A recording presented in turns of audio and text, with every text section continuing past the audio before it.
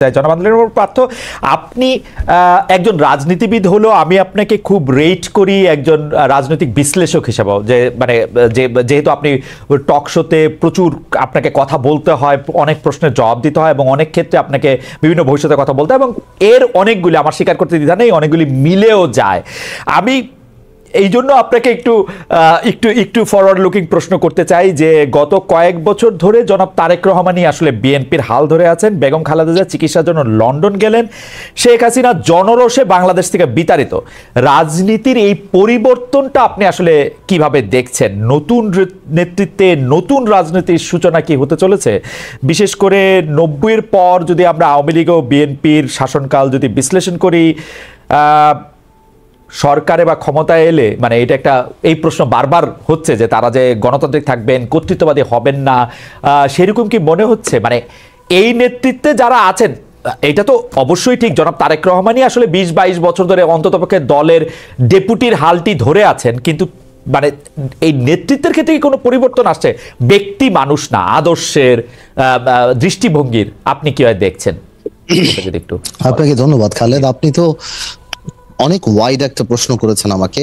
আমি একটু ব্যাকগ্রাউন্ডে যাব। দেখুন, আপনি সমষ্টিগতভাবে যদি বাংলাদেশের রাজনীতির অবস্থা দেখেন, গত 17 বছরে যে একটা ভীতির সংস্কার, ভীতির একটা সংস্কৃতি আমাদের রাজনীতিতে ছিল, যার কারণে 17 বছর কিংবা 20 বছরে ভালো মানুষগুলি রাজনীতি থেকে দূরে সরে যায়।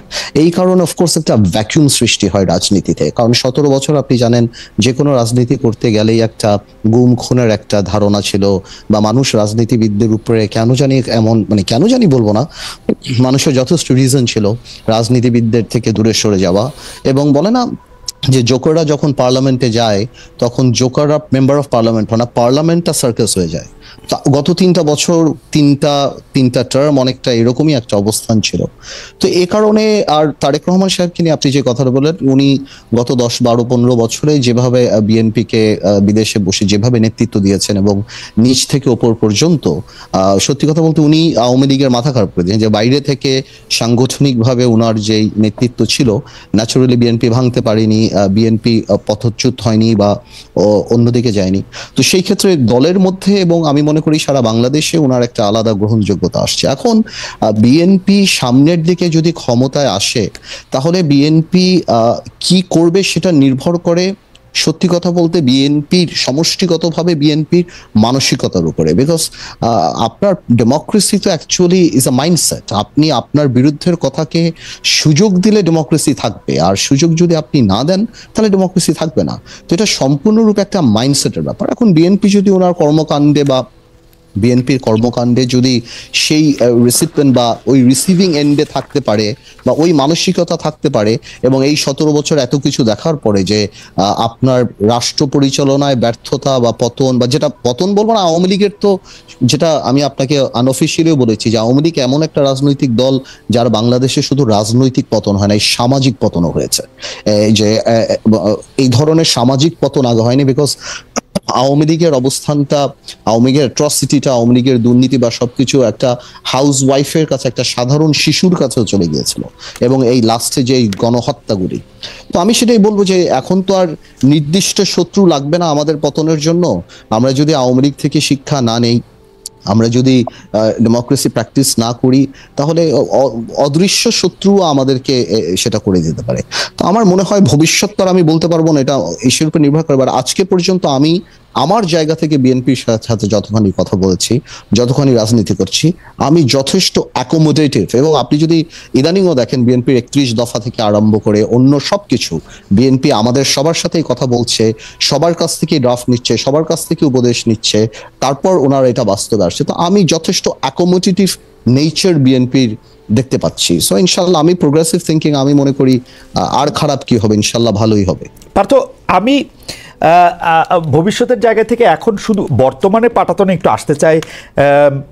আপনি জানেন যে 24-এ ছাত্ররা রাজনীতির গতিপথ, মানে ছাত্রদের নেতৃত্বে রাজনীতির গতিপথ যেভাবে পাল্টে গেছে বা পাল্টে দিয়েছে ছাত্ররা, সেখানে আপনারা যারা 53 বছরের বাংলাদেশ রাজনীতির দ্বিতীয় বা তৃতীয় প্রজন্ম, মানে আপনাকে যদি আমি বলি, তাদের রাজনৈতিক প্রাসঙ্গিকতা বা রাজনীতিটা কি আগের মতো আর আছে? আপনারা কি নতুন করে কোনো কিছু ভাবছেন? আপনি নতুন করে কিছু ভাবছেন কিনা, মানে আমি আপনারা, এটা অনারিফিক প্লুরাল পার্থ। তো কারণ হচ্ছে যে অনেক ক্ষেত্রে আমরা এক ধরনের ক্যান্সেল কালচার দেখতে পাচ্ছি। মনে হচ্ছে যে মনে হচ্ছে যে আগের কিছু জিনিস বাতিল করেই নতুনের জন্ম হচ্ছে। সেক্ষেত্রে আপনি নিজেকে কোথায় দেখতে পান ব্যারিস্টার পার্থ? খালেদ, আপনার কথাগুলি অনেকখানি ভেঙে গিয়েছে, বাট তারপরও আমি যতখানি ধরতে পেরেছি আপনার কথাগুলি, your voice is breaking down, so but আমি তারপরও যতখানি বুঝতে পারছি। আমি কি আবার বলবো? হ্যাঁ, আপনি একটু আরেকবার যদি বলেন। পার্থ, আমরা যেটি দেখতে পাচ্ছি সেটি হচ্ছে যে 24-এ ছাত্ররা রাজনীতির গতিপথ যেভাবে পাল্টে দিয়েছে, বা তাদের নেতৃত্বে রাজনীতির গতিপথ যেভাবে পাল্টে গিয়েছে, সেই ক্ষেত্রে আপনি রাজনীতির দ্বিতীয় প্রজন্ম হিসাবে নিজের প্রাসঙ্গিকতা ধরে রাখতে আপনাকে কোনো পরিবর্তন আনতে হচ্ছে কিনা, আপনি আগের মতোই আছেন কিনা? বিশেষ করে আমরা দেখতে পাচ্ছি যে একটা ক্যান্সেল কালচার আমরা স্পষ্ট দেখতে পাচ্ছি, একে বাতিল করে দেয়, একে বাদ করে দেয়, একে ক্যান্সেল করে দেওয়া, এবং সেটা আবার খুব গর্ব করে বলা। আপনি সেটাকে কিভাবে দেখেন ব্যারিস্টার পার্থ? আমি যত ধরতে পেরেছি, বিকজ আপনার কথা ভেঙে যাচ্ছিল, বাট আমি একটা কথা বলি, ছাত্ররা রাজনৈতিক পথ পরিবর্তন করেনি, রাজনীতির কালচারও পরিবর্তন করেনি। ছাত্রদের নেতৃত্বে একটা বড় ফাউন্ডেশন যেটা আগে ছিল, সেটার উপরে ছাত্ররা নেতৃত্ব দিয়ে একটা সরকার, স্বৈরাচার সরকারকে পতন করিয়েছে। এইটা বাংলাদেশের রাজনৈতিক কালচারকে আপনি কোনোভাবেও কোনো কলমের খোঁচা দিয়ে পরিবর্তন করতে পারবেন না, কোনো আইন, কোনো সংস্কার করে পরিবর্তন করতে পারবেন না, যদি আমরা মানসিকভাবে বাংলাদেশের কালচারকে রাজনৈতিক কালচারকে পরিবর্তন না করতে চাই। আপনি যত সংস্কার করেন, যাই করেন, যারাই ক্ষমতা আসবে তারা যদি অ্যাবিউজ করতে চায়, ওনারা অ্যাবিউজ করবেন। আর মানসিকতায় যদি অ্যাবিউজ না থাকে, তাহলে এই অ্যাবিউজ হবে না। সুতরাং অনেকেই মনে করে হ্যাঁ, সংস্কারকে আমরা ওয়েলকাম জানিয়েছি, এখনো জানাই। আর আপনি যদি আমাদের কথা বলার চেষ্টা করেন, আমাদের রাজনৈতিক মোটো বা আমার বাংলাদেশ জাতীয় পার্টি বিজেপিতে আমি যেই দলের চেয়ারম্যান, আমাদের মোটোটা সম্পূর্ণ ডিফারেন্ট। আমি আমার জায়গা থেকে, আমার স্বল্প পরিসরে যেখানে আমি কাজ করি, আমি এই জিনিসটাই উপলব্ধি করতে পেরেছি যে ভালো রাজনীতি আনতে হলে ভালো রাজনৈতিক মানুষের রাজনীতিতে আসতে হবে, এছাড়া আর কোনো ওয়ে নাই।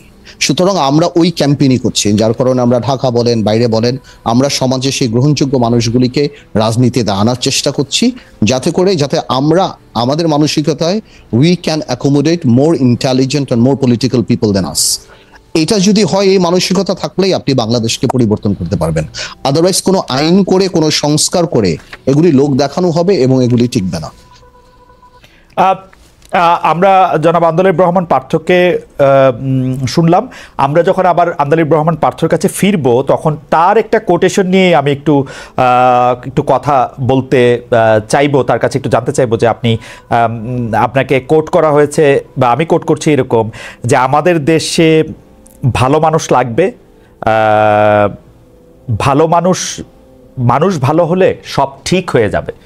এই ব্যাপারটার ক্ষেত্রে আপনার মানে এখন এইটার একটু ইলাবোরেশন আমরা একটু চাইবো, যে আপনি মানুষ ভালো বলতে সিস্টেম পুরা একটা তাত্ত্বিকভাবে বা কোনভাবে আসলে মানুষকে ভালো হতে বলছেন, এবং সে ভালো হওয়াটা আসলে কিভাবে সম্ভব। আমরা একটু জনাব মাহির কাছে ফিরি। জনাব মাহি, আপনি জনাব বদরুদ্দোজা চৌধুরীর জানাজায় দাঁড়িয়ে বলেছিলেন যে বি চৌধুরী সাহেবের শোবার ঘরে জিয়াউর রহমানের ছবি আছে, এবং যখন বেগম খালেদা জিয়া চিকিৎসার জন্য লন্ডন গিয়েছেন, তার আগে আপনি ফেসবুকে